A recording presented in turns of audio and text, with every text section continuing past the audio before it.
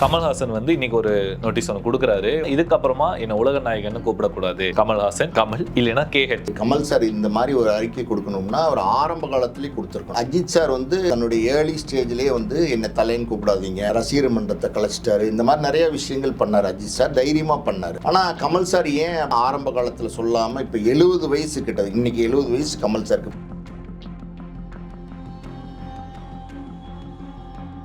உலகநாயகங்கிற பட்டத்தை வந்து பல வருஷங்களா அவரை கொண்டாடுறாங்க. அந்த பட்டத்தின் பேர்ல அதை வந்து அவர் என்ஜாய் பண்ணிட்டார், ஃபுல்லாவே என்ஜாய் பண்ணிட்டார். இன்னைக்கு வந்து திடீர்னு வந்து என்ன உலகநாயகன் கூப்பிடாதீங்க, கமல்னு கூப்பிடுங்க, இல்ல கமலஹாசன் கூப்பிடுங்க அப்படிங்கறதெல்லாம் வந்து ஏற்புடையதா இல்ல. கமலுக்குன்னு ஒரு ரசிகர்கள் இருக்காங்க. அந்த ரசிகர்கள் அவங்க வந்து கமலஹாசன் உலகநாயகன் கொண்டாடுறாங்க. அப்ப அவங்களோட ரசிகர்களுக்கு இது மிகப்பெரிய ஏமாற்றம். உலக நாயகனே அப்படின்னு பாட்டெல்லாம் போட்டு ஆடிட்டு இன்னைக்கு வேணான்னு சொல்ல என்ன காரணம்?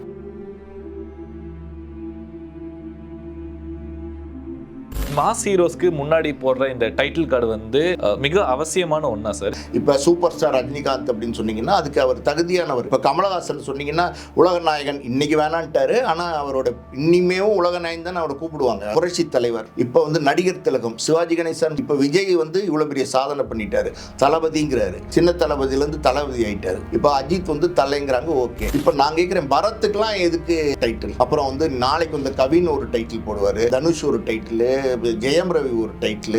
இப்போ வந்து சிவகார்த்திகேயன் எடுத்துட்டீங்கன்னா பிரின்ஸ்னு ஒரு பேர் இருந்துச்சு. அப்புறம் பார்த்தீங்கன்னா இப்போ அது பிரின்ஸ்ன்றது சரியா வரலன்னு இப்போ வந்து இந்த அதாவது வந்து திடீர் தளபதி ஆயிட்டாரு. எல்லாருக்குமே டைட்டில் கொடுக்குறீங்க, ஏன் கொடுக்குறீங்க?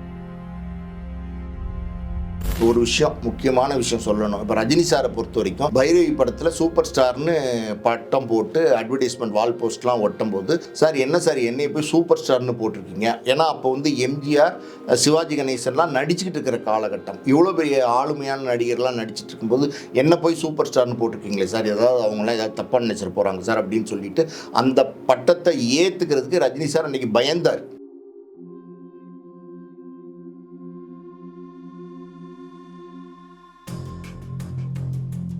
அறம்நாடு நேயர்களுக்கு அன்பு வணக்கம். இன்று நம்மளுடைய சிறப்பு நேர்காணலில் நம்ம கூட யார் இருக்காருன்னா, ஆஸ்கர் மூவிஸோடைய ஃபவுண்டர் பாஸ்கர் சாருடைய சன் மற்றும் ப்ரொடியூசர் திரு பாலாஜி பிரபு அவர்கள் தான் நம்ம கூட இருக்காரு. சார் வணக்கம் சார். வணக்கம். எப்படி சார் இருக்கீங்க? நல்லா இருக்கேன். உங்களை சந்திச்சதில் ரொம்ப சந்தோஷம். ஸோ தொடர்ந்து ஏகப்பட்ட நேர்காணலில் பார்த்துக்கிட்டு தான் வந்துட்டு இருக்கோம். நிறையா இந்த பழைய கதைகள், அப்போ நடந்தது அண்டு ஆகச்சிறந்த படைப்புகள் ஃபர்ஸ்ட் ஆஃப் ஆல் கொடுத்துருக்கீங்க உங்களுடைய தயாரிப்பு நிறுவனத்திலிருந்தும் அண்டு அப்பா பாஸ்கர் சாருடைய அவருடைய இயக்கத்திலிருந்துமே. ஸோ அதுக்காகவே ஃபர்ஸ்ட் ஆஃப் ஆல் ஒரு நன்றி சொல்லி இந்த நேர்காணல் வந்து தொடங்கலாம் சார். ஸோ இன்னைக்கு கரண்ட்டாக போயிட்டு இருக்க விஷயம் என்னன்னா, நம்மளுடைய கமல்ஹாசன் அவருடைய தயாரிப்பில் ரிலீஸ் ஆன அமரன் திரைப்படம் ஒரு பக்கம் நல்ல வசூலை ஈர்த்து சிவகார்த்திகேயன் கிட்டத்தட்ட அடுத்த ஒரு டயருக்கே கொண்டு போயிட்டு இருக்க இந்த ஒரு நிலையில கமல்ஹாசன் வந்து இன்னைக்கு ஒரு நோட்டீஸ் ஒன்று கொடுக்குறாரு. ஒட்டுமொத்த சோசியல் மீடியாவும் ஒரு டாக்கா மாறுது. திரை ரசிகர்கள் எல்லாருக்குமே ஒரு ஷாக்காக இருக்குது. என்னன்னா, இதுக்கப்புறமா என்ன உலக நாயகன்னு கூப்பிடக்கூடாது, கமல்ஹாசன் கமல் இல்லைன்னா KH, அந்த ஷார்ட் ஃபார்ம் இப்போ இருக்க ஒரு ட்ரெண்டுக்கு ஏற்ற மாதிரி கூப்பிடலாம் இப்படின்னு ஒரு அறிக்கை கொடுத்துருக்காங்க. ஸோ ஒரு ப்ரொடியூசரா நீங்க இதை எப்படி சார் பார்க்குறீங்க? உங்களுடைய கருத்து என்ன? ஆக்சுவலி இது வந்து கமல் சார் இந்த மாதிரி ஒரு அறிக்கை கொடுக்கணும்னா அவர் ஆரம்ப காலத்திலேயே கொடுத்துருக்கணும். அஜித் சார் வந்து தன்னுடைய ஏர்லி ஸ்டேஜ்லேயே வந்து என்ன தலைன்னு கூப்பிடாதீங்க, ரசிகர் மன்றத்தை கலைச்சிட்டாரு, இந்த மாதிரி நிறைய விஷயங்கள் பண்ணார். அஜித் சார் தைரியமாக பண்ணார். ஆனால் கமல் சார் ஏன் அப்படி சொல்லாமல், ஆரம்ப காலத்தில் சொல்லாமல் இப்போ 70 வயசு கிட்டது, இன்றைக்கி 70 வயசு கமல் சாருக்கு. இப்போ லாஸ்ட் வீக் தான் பர்த்டே வந்துச்சு. இப்போ 70 வயசில் இவருக்கு வந்து இந்த மெச்சூரிட்டி வந்திருக்கு. அதாவது வந்து இந்த மெச்சூரிட்டி வந்து அவருக்கு அவரை மாதிரி பண்பட்ட நடிகர்களுக்கு இந்த மெச்சூரிட்டி வந்து ஏர்லி ஸ்டேஜஸ்லேயே வந்திருக்கணும். அதாவது 45-50 வயசு இருக்கிற காலகட்டத்திலே அவருக்கு இந்த மெச்சூரிட்டி வந்திருக்கணும். ஆனால் இன்றைக்கி தான் அந்த அறிக்கையை கொடுத்துருக்காருன்னா அவர் ரொம்ப லேட்டாக, அதாவது வந்து அந்த உலகநாயகங்கிற பட்டத்தை வந்து பல வருஷங்களாக அவரை கொண்டாடுறாங்க அந்த பட்டத்தின் பேரில். அதை வந்து அவர் என்ஜாய் பண்ணிட்டார், ஃபுல்லாகவே என்ஜாய் பண்ணிட்டார். அந்த ஃப்ரூட்டோடைய ஜூஸை வந்து ஃபுல்லாக என்ஜாய் பண்ணிவிட்டு இன்றைக்கி வந்து திடீர்னு வந்து என்னை உலக நாயகன் கூப்பிடாதீங்க, கமல்னு கூப்பிடுங்க, இல்லை கமலஹாசன் கூப்பிடுங்க அப்படிங்கிறதெல்லாம் வந்து அதாவது ஏற்புடையதாக இல்லை எனக்கு தெரிஞ்சு. அதாவது வந்து ரசிகர்கள் இருக்காங்க, கமலுக்குன்னு ஒரு ரசிகர்கள் இருக்காங்க. அந்த ரசிகர்களை பார்த்தீங்கன்னா அவங்க வந்து கமலஹாசன் உலக நாயகன் கொண்டாடுறாங்க. அப்போ அவங்களோட ரசிகர்களுக்கு இது மிகப்பெரிய ஏமாற்றம். இது இந்த சினிமா இண்டஸ்ட்ரிக்கே இது வந்து ஒரு பெரிய, அதாவது ஒரு அதிர்ச்சியான தகவல். அது இன்னொரு விஷயம் என்னென்னா, அதாவது கமலஹாசன் வந்து அவங்க ரசிகர்களுக்கே துரோகம் பண்ணிட்டாரு அப்படின்னு தான் நான் சொல்லிட்டேன். அவங்க ரசிகருக்கே துரோகம் பண்ணிட்டார். ஏன்னா அவங்க ரசிகர்கள் நாளையிலேருந்து உலக நாயகன் என்னை கூப்பிடாதுன்னா என்ன கூப்பிடுவாங்க சொல்லுங்கள்? திடீர்னு தடை போடுறாரு. ஏன் தடை போடுறாரு? இத்தனை நாள் அதை என்ஜாய் பண்ணிட்டு தானே இருந்தார். 70 வருஷமாக கிட்டத்தட்ட 1960 இன்ட்ரடியூஸ் ஆனவர் ஒரு காலகட்டத்துக்கு அப்புறம் உலக நாயகங்கிற பேர் வந்துருச்சு. அப்புறம் ஆழ்வார்பேட்டை ஆண்டவர் அது இதுன்னு அவருக்கு நிறைய பேர் இருக்குது. உலக நாயகனே அப்படின்னு பாட்டெல்லாம் போட்டு ஆடிட்டு இன்றைக்கி வேணான்னு சொல்ல என்ன காரணம்?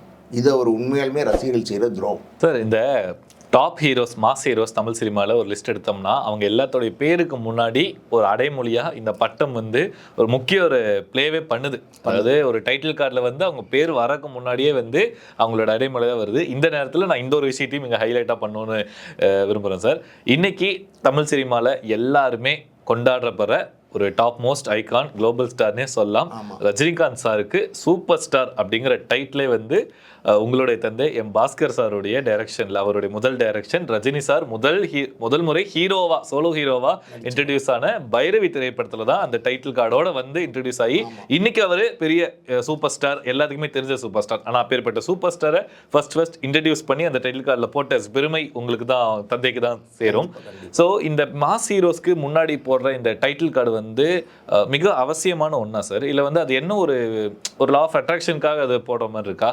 அதாவது வந்து என்ன கேட்டிங்கன்னா மாஸ் ஹீரோஸ்க்கு மட்டும் இல்லை, யாருக்குமே இந்த டைட்டில் போடுறதுங்கிறது வந்து சரியான விஷயம் கிடையாது. காரணம் என்னென்னா சினிமாவில் நடிக்கிறவங்க எல்லாருமே, அதாவது வந்து நான் சொல்கிறது ஒட்டுமொத்த நடிகர்களையும் சொல்கிறேன், எல்லாருமே நல்ல ரெமுனரேஷன், அதாவது இன்னைக்கு காலகட்டத்தில் 30 கோடி 50 கோடி 60 கோடி 80 கோடி 200 கோடின்னு வாங்க ஆரம்பிச்சிட்டாங்க. பல கோடிகளை அவங்க வந்து படத்துக்கு நடிக்கிறதுக்காண்டி வாங்குறாங்க. அவங்க ஒன்றும் இலவச சேவை செய்யலை. அவங்க வந்து சினிமாவில் பெர்ஃபார்ம் பண்ணுறாங்க, நடிக்கிறாங்க, ஆடுறாங்க, பாடுறாங்க. அதை பார்த்து நம்மளுடைய ரசிகர்கள் வந்து அவங்கள கொண்டாடுறாங்க. அது வேறு விஷயம். ஆனால் அவங்களே அவங்களுடைய பேருக்கு முன்னாடி பட்டம் போட்டுக்கிறதுங்கிறது எனக்கு தெரிஞ்ச அபத்தமான ஒரு செயலாக தான் இருக்குது. இப்போ சூப்பர் ஸ்டார் ரஜினிகாந்த் அப்படின்னு சொன்னீங்கன்னா அதுக்கு அவர் தகுதியானவர். காரணம் என்னென்னா போடட்டும். ஏன்னா அவர் வந்து கிட்டத்தட்ட 48 வருஷமாக இண்டஸ்ட்ரியில் இருக்கார். இப்போ கமலஹாசன் சொன்னீங்கன்னா உலக நாயகன் இன்றைக்கி வேணான்ட்டார். ஆனால் அவரோட இன்னிமேவும் உலக நாயகன் தான் அவரை கூப்பிடுவாங்க. அது விட்டுருவாங்களா டக்குன்னு ரசிகர்கள்? அதனால் அவர் அது ஓகே. இப்போ வந்து புரட்சி தலைவர் அவருக்கு அது ஓகே. இப்போ வந்து நடிகர் திலகம் சிவாஜி கணேசன் சாருக்கு ஓகே. இப்போ விஜய் வந்து இவ்வளோ பெரிய சாதனை பண்ணிட்டார், தளபதிங்கிறாரு. சின்ன தளபதியிலேருந்து தளபதி ஆகிட்டார், ஓகே.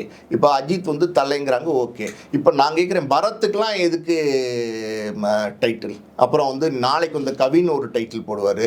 அப்புறம் பார்த்தீங்கன்னா தனுஷ் ஒரு டைட்டிலு, ஜெயம் ரவி ஒரு டைட்டிலு.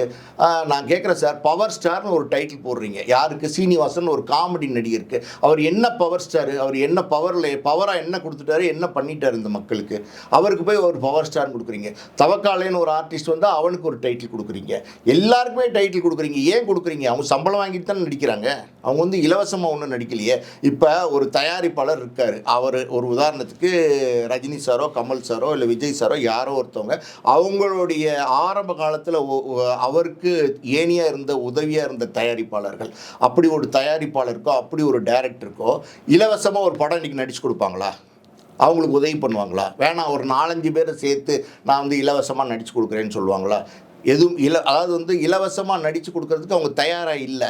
அவங்க நடிக்கிறாங்க, ஊதியம் வாங்குறாங்க. அப்போ இந்த தலைப்பெல்லாம் எனக்கு தெரிஞ்சு யாருக்குமே கொடுக்குறது தப்பு சார். இந்த தலைப்பு அப்படிங்கிறது வந்து இந்த ஹீரோவோடைய, அதாவது நான் சொல்கிறேன் சோ கால்டு அந்த மாஸ் ஹீரோஸ்க்கு பின்னாடி ஒரு டைட்டில் வைக்கிறாங்களா சார், இவங்களுடைய ஒரு ஆதிக்கம். அதாவது இல்லை நான் வரணும்னா, இங்கே ஃபீச்சர் ஆகணும்னா எனக்கு அந்த டைட்டில் போடுங்க அப்படிங்கிறது வந்து இவங்களுடைய விருப்பத்துக்கும் அங்கே நாலேஜுக்கு ஏற்ற மாதிரி தான் சார் அங்கே போடுறாங்க. ஏன்னா இவங்களோட விருப்பம் இல்லாமல்லாம் சும்மாலாம் அங்கே போட்டுற முடியாது. கண்டிப்பாக இவங்களோட விருப்பத்துக்கு ஏற்ற மாதிரி தான் போடுறாங்க. அப்படி இருக்கிற பட்சத்தில் நீங்கள் சொன்ன மாதிரி அதை ஃபுல்லாக என்ஜாய் பண்ணி கிட்டத்தட்ட 40 வருஷம் 50 வருஷத்துக்கு மேலே என்ஜாய் பண்ணிவிட்டு இன்னைக்கு அது வேண்டாம் அப்படின்னு சொல்கிறாங்கன்னா சுத்தமாகவே அது புரியவே இல்லையே சார் அந்த இதில். இல்லை, அதுதான் சார் சொல்கிறேன். என்ன தலைப்பு வந்து இப்போ சூப்பர் ஸ்டார்னு போடுறாங்க. அது ரஜினி சார் வந்து ஒரு விஷயம், முக்கியமான விஷயம் சொல்லணும். இப்போ ரஜினி சாரை பொறுத்த வரைக்கும் பைரவி படத்தில் சூப்பர் ஸ்டார்னு பட்டம் போட்டு அட்வர்டைஸ்மெண்ட் வால் போஸ்ட்லாம் ஒட்டும் போது ரஜினி சார் எங்கள் அப்பாவையும் கலைஞன சாரையும் கூப்பிட்டு விட்டுருந்தார்.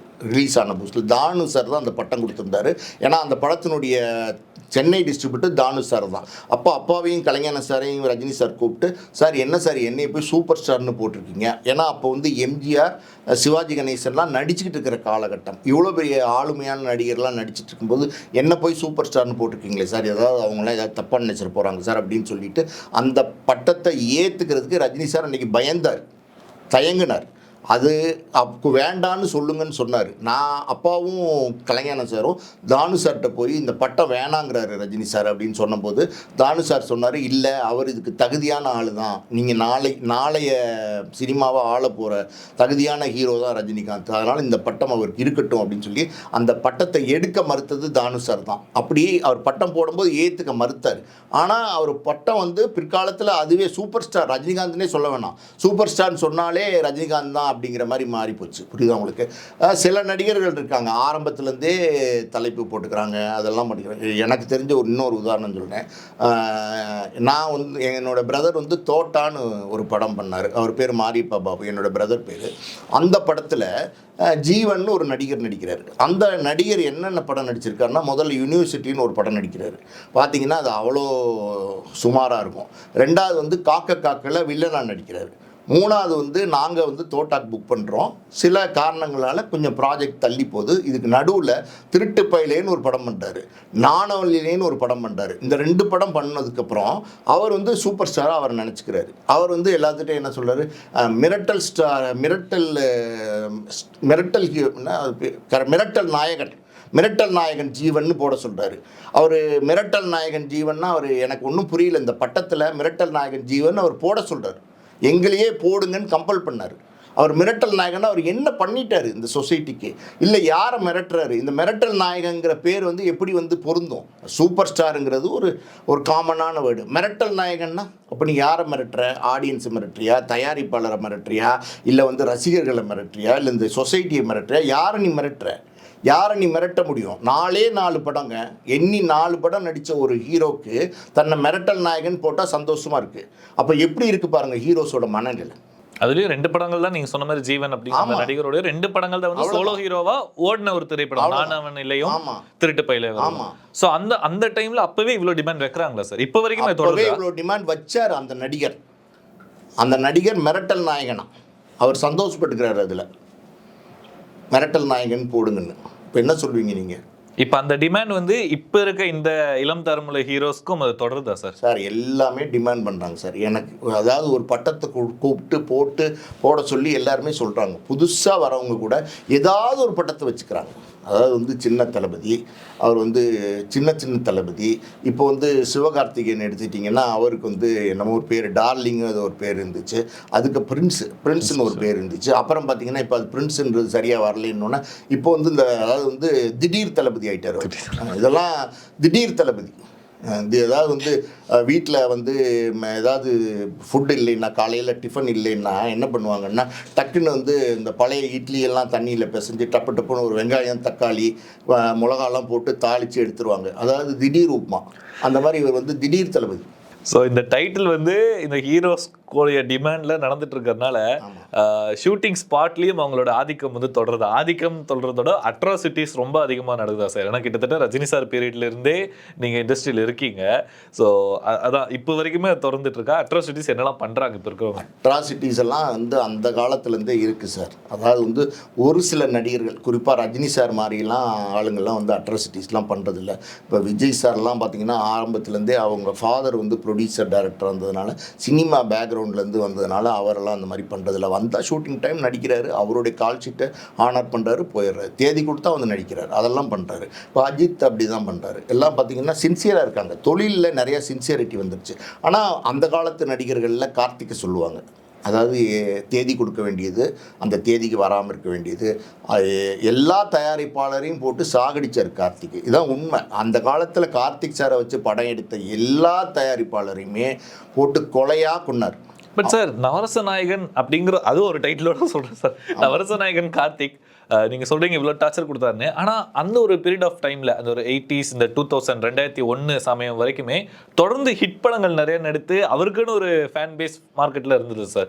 அப்படி இருக்கிறவரும் ஆஃப் ஸ்க்ரீனில் அட்ராசிட்டிஸ் நடக்குதா சார்? அப்போ சார் அவர் அட்ராசிட்டி பண்ணாராங்கிறது கூட பொறுத்துக்கலாம். ஒரு நடிகை வந்து எனக்கு வந்து 5 ஸ்டார் ஹோட்டல்லேருந்து எனக்கு சாப்பாடு வாங்கி கொடு, எனக்கு வந்து இந்த காஃபி இங்கேருந்து வாங்கி கொடு, எனக்கு வந்து இந்த ஜீவன் நான் சொன்ன அவரெல்லாம் ஒரு நாளைக்கு 10 ரெட் புல் கொடுக்கணும் அவருக்கு.